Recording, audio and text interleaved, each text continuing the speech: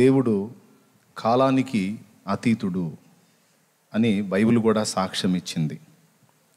ఇంకా ఏమని చెప్పింది బైబిల్ అంటే, కాలమే దేవుడు లేదా దేవుడు కాలమై కూడా ఉన్నాడు అని బైబిల్ సాక్ష్యం ఇస్తుంది. ప్రసంగి గ్రంథములో అదృష్టవశము చేతనో కాలవశము చేతనే ఇది జరుగుననే మాట ఉంది. గతంలో మీకు చదివి వినిపించాను. వడిగలవారు పరుగులో గెలవరు, బలవంతులు యుద్ధములో గెలవరు, జ్ఞానము గలవానికి అన్నము దొరకదు అనే విషయాలు మాట్లాడుతూ అదృష్టవశము చేతనే కాలవశము చేతనే ఇది దొరుకుతున్నది అన్నాడు. అదృష్టం అంటే ఎవరో, కాలం అంటే ఎవరో గతంలో ధ్యానంలో మీకు తెలియజేశాను.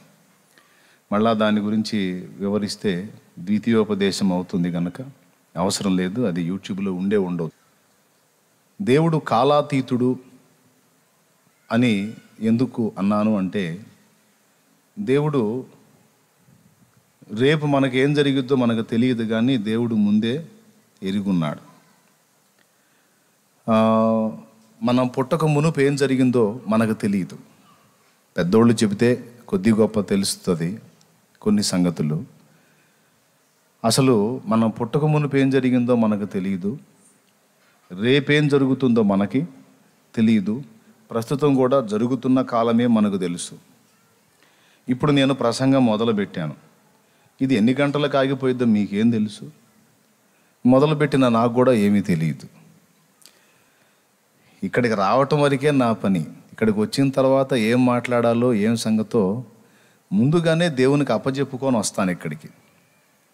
ఎందుకంటే నేనేదో నా సొంత జ్ఞానాన్ని, నా ఆలోచనల్ని, నా మేధా సంపత్తిని అంతా సమకూర్చుకొని నా తలకాయలో పెట్టుకొని ఇక్కడ వచ్చి కూర్చున్నాను అనుకో, నా సబ్జెక్టు మీకు వినిపిస్తాను, కానీ విన్న మీలో ఎంతమందికి ఏ మాట అవసరమో అది అందదు. అందరికీ అవసరమైన ఆత్మీయ సత్యం, వారికి కావలసినటువంటి పురుకొల్పు సందేశం ఏదన్నా దొరకాలి అంటే అది దేవుడు జోక్యం చేసుకుంటే తప్ప మానవుడికి సాధ్యం కాదు. మానవుడు తృప్తికరంగా మాట్లాడి ఒక మనుషుని కూడా తృప్తిపరచలేడు. మరి ఇంతమంది కూర్చున్నారు, బోల్డ్ అంత ఆస్తో వచ్చారు, దూర దూరాల నుంచి వచ్చారు, శ్రమపడి వచ్చారు, అన్నం మానుకొని వచ్చారు, ఉపవాసంతో వచ్చారు. మీ అందరికీ ఆత్మీయ మేలు కలగాలి అంటే ఇక దేవుడు జోక్యం చేసుకుంటే తప్ప అది జరగదు. కాబట్టి దేవుడు జోక్యం చేసుకోవాలి అంటే నేను ముందు దేవునికి ప్రార్థన చేయాలి. అలా 1-2 మార్లు ప్రార్థన చేసుకొని ఇక్కడ వచ్చి నేను ఉంటా. కాబట్టి మొదలు పెట్టడమే నా పని, ఇక ముగించటం ఆయన పని. ఇక మధ్యలో ఏమేం చెప్పాలో, ఏది కోడవాలో, ఏది యాడవాలో అంతా ఆయన చూసుకుంటాడు. ఓకేనా? వాక్యం అంతా ఆయన అందిస్తాడు. మధ్యలో మీరు మత్తులు కాకుండాన్నట్లు కొన్ని చమత్కరిస్తుంటాను నేను, అవి నాయి. అర్థమైందా? వాక్యమంతా దేవునిది. మీరు పరధ్యానం వైపు వెళ్లకుండా, మీరు దృష్టి మరల్చకుండా, మీకు ఏకాగ్రత కొరకు అప్పుడప్పుడు ఏదన్నా చమత్కరిస్తే అది నాది. భవిష్యత్తు కూడా తెలియదు, ప్రస్తుతమే అది నడుస్తున్నది అర్థమవుతుంటుంది అంతే. కానీ దేవుడు అట్లా కాదు. దేవుడు గతంలోకి వెళ్ళగలుగుతాడు. మళ్ళీ చెప్తున్నా, గతంలోకి వెళ్ళగలుగుతాడు, ప్రస్తుతం ఉండగలుగుతాడు, భవిష్యత్తులో కూడా వెళ్ళి రాగలుగుతాడు. అందుకే దేవుడు ఆయన. మనకు లేని సౌకర్యం ఆయనకు ఉంది. ఆయన 3 కాలాలలో ఉన్నవాడు. ఒకప్పుడు లేకుండా ఇప్పుడున్నవాడు తర్వాత ఉండబోడు అనేదేం లేదు. ఆయన నిన్న, నేడు, రేపు నిరంతరము ఏకరీతిగానే ఉన్నాడు అంతే. రేపేం జరిగిద్దో నీకు తెలియదు, రేపు కాదు ఇంకా 20 ఏళ్ళకి ఏం జరిగిద్దో కూడా దేవునికి తెలుసు. ఓకేనా? ఈరోజు మన అందరి జీవితాలలో జరుగుతున్న సన్నివేశాలన్నీ కూడా మనకు కొత్తవి, కానీ దేవునికి ఎరిగిన సంగతులే. మళ్ళీ చెప్తున్నా, సమాజంలో జరుగుతున్న పరిస్థితులు కానీ, మన జీవితాల్లో జరుగుతున్న పరిస్థితులు కానీ మనకి క్రొత్తవి, కానీ దేవుడు అన్నిటినీ కూడా ముందే ఎరుగున్నాడు. దేవునికి ఇవన్నీ పాత సంగతులే. ఎప్పుడు ఇవన్నీ దృష్టించాడు అనేది ఒక ప్రశ్న నన్ను అడగండి. ఎప్పుడు తెలుసు దేవునికి అని అడగండి. అడిగారా? జగత్తు పునాది వెయ్యబడక మునిపే తెలుసట. అసలు క్రీస్తునందు మనం ఎప్పుడు నిర్ణయించబడ్డాం? యేసుక్రీస్తు శిలువ బలిదానం అనేది ఎప్పుడు నిర్ణయించబడింది అంటే అదేదో 2000 ఏళ్ల క్రితం జరిగిన తంతులాగా కనబడుతుంది, కానీ దాని నిర్ణయం అనేది జగత్తు పునాది వెయ్యబడక మునిపే జరిగింది. దేవుడు తన మనస్సులో తలపోసినటువంటి ఆ కార్యం ఏదైతే తలంచాడో ఆ తలంచింది అప్పుడే అయిపోయినట్టు లెక్క. అర్థమైందా? అందుకే ప్రకటన గ్రంథం 13వ అధ్యాయం 8వ వచనంలో గొర్రెపిల్ల ఎప్పుడు వధింపబడింది అన్నదానికి సాక్ష్యం చెప్పాడు. ఎప్పుడు వధింపబడిందో ఒకసారి చూడండి. 2020 సంవత్సరాల క్రితం కాదు. ప్రకటన గ్రంథము 13వ అధ్యాయం 8వ వచనం. భూనివాసులందరూ అనగా జగదుత్పత్తి మొదలుకొని వధింపబడి ఉన్న గొర్రెపిల్ల యొక్క గదుగదుగదుగదుగో జగదుత్పత్తి మొదలుకొని వధింపబడి ఉన్న గొర్రెపిల్ల. ఆదిలో వధింపబడటం ఏంటి? అనాదిలో వధింపబడటం ఏమిటి? ఈ గొర్రెపిల్ల బలిదానం, ఈ యజ్ఞాన్ని గురించి హైందవ సాహిత్యమైన ఋగ్వేదంలో ప్రథమ వేదంగా, తొలి వేదం మలివేదం అని మన సాంఘికలో ఉంటుంది. తొలి వేద కాలం, మలివేద కాలం, ఆర్యులు ద్రవిడులు చరిత్ర చదివితే ఉంటుంది సోషల్ స్టడీలో.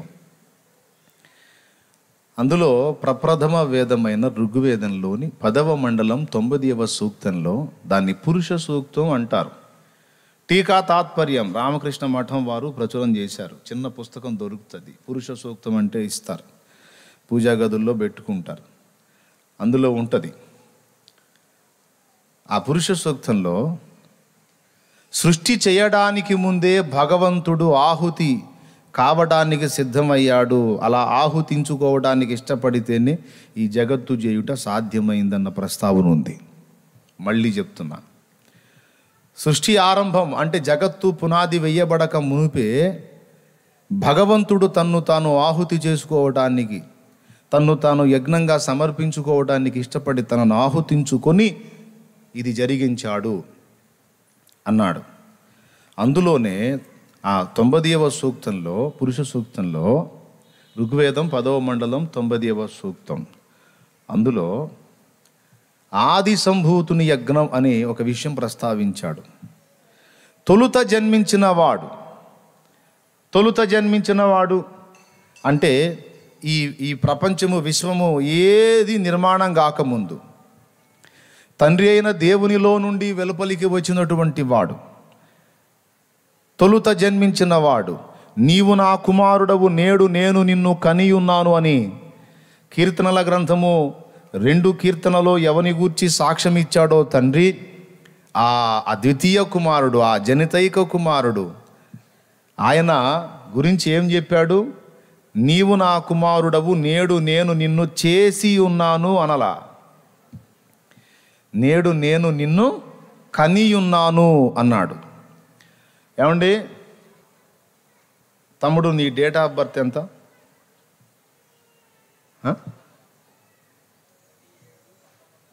మొదటి నెల మొదటి తారీఖు 7వ నెల 1988. ఆ తారీఖున నువ్వు పుట్టావు. అంతకుముందు ఉన్నావా నువ్వు? తమ్ముడు అన్నాడు లేను అని. ఎక్కడికి పోయాడు? లేక. నేనెక్కడికి పోయానో లేక. చెప్పనా? ఓపెన్గా చెప్తాను, మరోలా అనుకోవద్దు.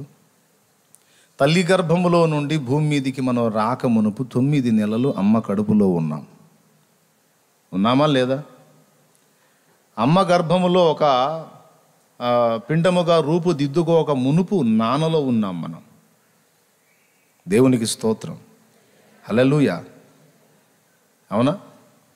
అబ్రహాం ఎక్కడా? లేవి ఎక్కడా? అబ్రహాము కొడుకు ఇస్సాకు, ఇస్సాకు కొడుకు యాకోబు, యాకోబు కొడుకు లేవి. కానీ హెబ్రీ పత్రికలో లేవిని గురించి ఏం చెప్పాడో తెలుసా? అబ్రహాము షాలేము రాజుకి దశమ భాగం ఇచ్చినప్పుడు, మెల్కీసెదెకు అనే యాజకునికి దశమ భాగం ఇచ్చినప్పుడు లేవి తన పితరుని గర్భములో ఉండెను అని హెబ్రీ పత్రిక 7వ అధ్యాయము 10వ వచనం ఇలా సాక్ష్యం ఇస్తుంది. ఒకసారి చదువు. ఎలాగనగా ఎలా అనగా మెల్కీసెదెకు అతని పితరుని కలుసుకొనినప్పుడు లేవి తన పితరుని గర్భములో ఉండెను. అద్దుగో,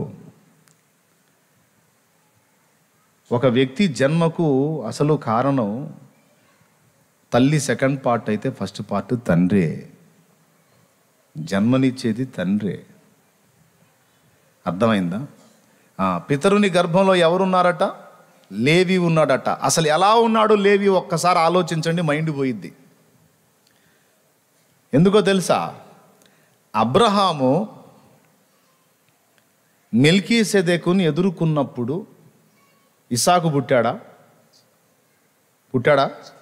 పుట్టలా. ఇస్సాకే అబ్రహాములో ఉన్నాడు. ఇస్సాకే ఇంకా పుట్టకపోతే, ఇస్సాకే అబ్రహాములో ఉంటే, అబ్రహాముకు ఇస్సాకే ఇంకా జన్మించకపోతే ఇస్సాకు కొడుకైన యాకోబు ఎక్కడున్నాడు? ఇప్పుడు మా తాతయ్యకి మా నాయనే పుట్టలా. మా నాయనే పుట్టినప్పుడు నేను ఎక్కడున్నా? ఇక నా కొడుకు ఎక్కడున్నాడు? ఎంత ఆలోచించినా మనకు అర్థం కాని ఒక భయంకర విషయం ఇది. దేవుణ్ణి అర్థం చేసుకోవడానికి ఏదో దేవుణ్ణి మొత్తాన్ని చుట్టేసట జేబులో పెట్టుకుందామని ట్రై చేస్తారు కొంతమంది మేధావులు.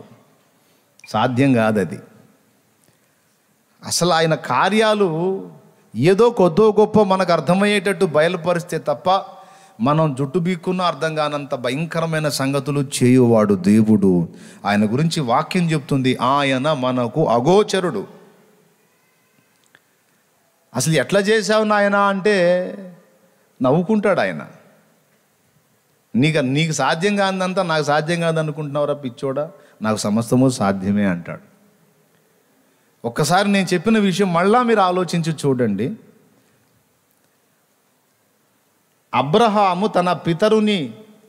అబ్రహాము లేవికి పితరుడు. అబ్రహాం కొడుకు ఇస్సాకు, ఇస్సాకు కొడుకు యాకోబు, యాకోబు కొడుకు లేవి. కానీ మెల్కీసెదెకుకి అబ్రహాము దశమ భాగం ఇచ్చినప్పుడు లేవి తన పితరుని గర్భములో ఉండెను అన్నాడు కదా. ఒకరు ఆలోచించండి ఆ పాయింట్ని. ఏ విధంగా ఉన్నాడు, ఏ రూపంలో ఉన్నాడు, ఏ పరిమాణంలో ఉన్నాడు? ఇస్సాకే ఒక చిన్న జీవకణ రూపంలో ఉంటే, ఆ ఇస్సాకులో యాకోబు మరొక జీవకణ రూపంలో ఉంటే, ఆ యాకోబులో లేవి అనేవాడు మరో చిన్న కణంలాగుంటే, అసలు ఆ కణం యొక్క పరిమాణం ఎంత? ఎలా దాన్ని మనం ఊహించగలం? లేకపోతే ఆ జీవాణువు యొక్క పరిమాణం ఎంత? నెగిటివ్గా ఆలోచించొద్దు. నేను చెప్పే సంగతి పాపం తగిలిద్ది. దేవునికి స్తోత్రం కలుగును గాక. దేవుని మర్మాన్ని గ్రహించడానికి ట్రై చేయండి అంతే. వాక్యం నిరర్థకం కాదు కదా, వాక్యం అబద్ధం కాదు కదా. మీకు ఇందును గూర్చి ఇంకొక మాట కూడా చెప్తాను నేను. మనం పాపం చేశాం. ఎప్పుడు చేశాం? ఊహ తెలిసిన దగ్గర నుండి ఎన్నో పాపాలు చేశామా లేదా? ఆ ఊహ తెలియకముందు మనకే పాపం తెలియదు. అవునా కదా? ఊహ తెలియకముందు మనకు పాపం తెలుసా? తెలియదు. ఊహ తెలిసిన దగ్గర నుండి మనం పాపం చేశాం అని అనుకుంటాం. కానీ ఒక భయంకరమైన నిజం ఏంటంటే, మనకు ఊహ తెలియక మునుపే ఆదాము పాపం చేసినప్పుడే మనం కూడా పాపం చేశాం. ఎందుకంటే ఆదాములో మనం ఉన్నాం. ఆదాము పాపం చేసినప్పుడే మనం కూడా చేశాం. ఎందుకంటే పాపము చేసిన ఆదాములో మనం ఉన్నాం. ఎందుకుంటామేంది ఆదాములో? అట్లట్లుంటామంటే మరి అబ్రహాములో లేవి ఎలా ఉన్నాడు? ఎలా ఉన్నాడు చెప్పు? అబ్రహాములో లేవి ఎలా ఉన్నాడు? ఏ రూల్ ప్రకారం ఉన్నాడు? ఏ క్రమము చొప్పున ఉన్నాడు? ఏ పద్ధతిలో ఉన్నాడు? ఏ పరిమాణంలో ఉన్నాడో కొంచెం ఆలోచిస్తే మనం ఆదాములో ఎలా ఉన్నామో మనకు అర్థమైపోయిద్ది. అందుకే ఆ పాపం చేసిన ఆదాములో మనం ఉన్నందుననే పాపము మనకు కూడా అంటింది. అందుకే పుట్టుకతోనే అదే ఏబు గ్రంథంలో మహనీయుడు సాక్ష్యం ఇచ్చాడు, పాప సహితునిలో నుండి పాపరహితుడు పుట్టగలిగిన ఎంత మేలు, కానీ అలాగు జరగదన్నాడు. స్తోత్రం చెప్తారా? హల్లెలూయా. ఇప్పుడు ఎక్కడి నుంచి మన పునాది ప్రారంభమైందో ఆ పునాది ప్రారంభంలో ఆ మొదల్లోనే మనం అంటు కట్టబడి ఉన్నాం గనుక ఆ మొదలు తప్పు చేసినప్పుడు దాంతోపాటు అంటు కట్టబడ్డ మనం కూడా అదే పని అయిపోయాం.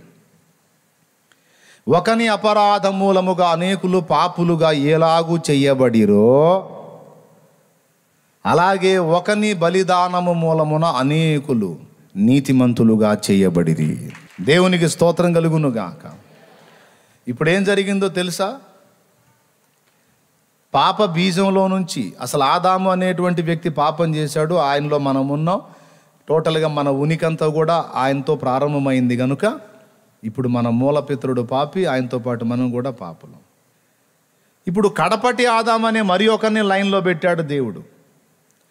ఆ ఆదాముని పాపం లేకుండానే పుట్టించాడు, ఈ ఆదాములో కూడా పాపం లేకుండానే పుట్టించాడు. మళ్ళీ చెప్తున్నాను వినండి. మొదటి ఆదాము పాప సహితుడుగా పుట్టలేదు, పాపరహితుడుగానే పుట్టాడు. కడపటి ఆదాము కూడా అలాగే పాపరహితుడుగానే పుట్టించబడ్డాడు. అయితే పాపరహితుడుగా పుట్టిన మొదటి ఆదాము తర్వాత పాపము చేసి అందరికీ అంటించాడు. ఇప్పుడు కడపటి ఆదాము లైన్లోకి వచ్చి పాపరహితమైన జీవితం జీవించి ధర్మశాస్త్రం అంతటి నీతిని నెరవేర్చి సంపూర్ణుడై ఇప్పుడు ఈ పాదిలో నుండి ఇక్కడ ఈ అంటు నుండి మనల్ని వేరు చేసి ఆ కడపటి ఆదాముకు తండ్రి అయిన దేవుడు మనల్ని అంటుగట్టాడు. అర్థమైందా? ఈ మూలంలో నుంచి తీసి టోటల్ మూలాన్నే మార్చి పడేసి మరో మూలంలో కలిపాడు. ఇప్పుడు ఆదాం పాపం చేసినప్పుడు ఆదాములో మనం ఉండి అప్పుడే మనం కూడా పాపం చేసినట్టు అయిపోయింది కదా. ఇప్పుడు మనల్ని తీసుకొచ్చి యేసుక్రీస్తులో లింక్ చేసినందున యేసు పరిశుద్ధుడు ఎప్పుడయ్యాడో అప్పుడే మనం పరిశుద్ధులం అయిపోయాం. హల్లెలూయా. అది దేవుడు చేసిన కార్యం.